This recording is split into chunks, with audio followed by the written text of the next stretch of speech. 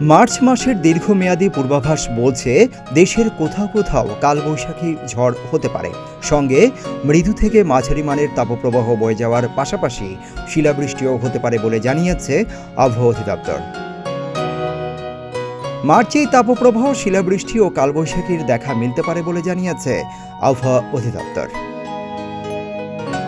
March মাসের দীর্ঘমেয়াদী পূর্বাভাস দেয় আবহাওয়া অধিদপ্তর। পূর্বাভাস বলছে ৯ মার্চের পর তাপমাত্রা ক্রমাগত বাড়তে পারে।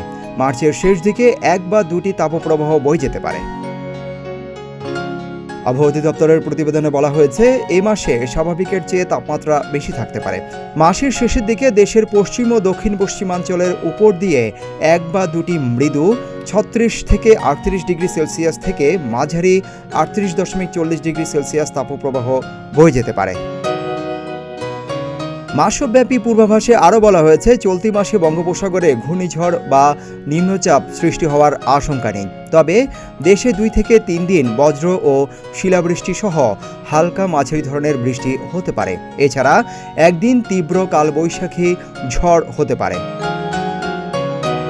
আবহাওয়াবিদদের তথ্য মতে আগামী ৯ তারিখ পর্যন্ত তাপমাত্রা মোটামুটি কম থাকতে পারে, এরপর ধারাবাহিকভাবে বাড়তে থাকবে।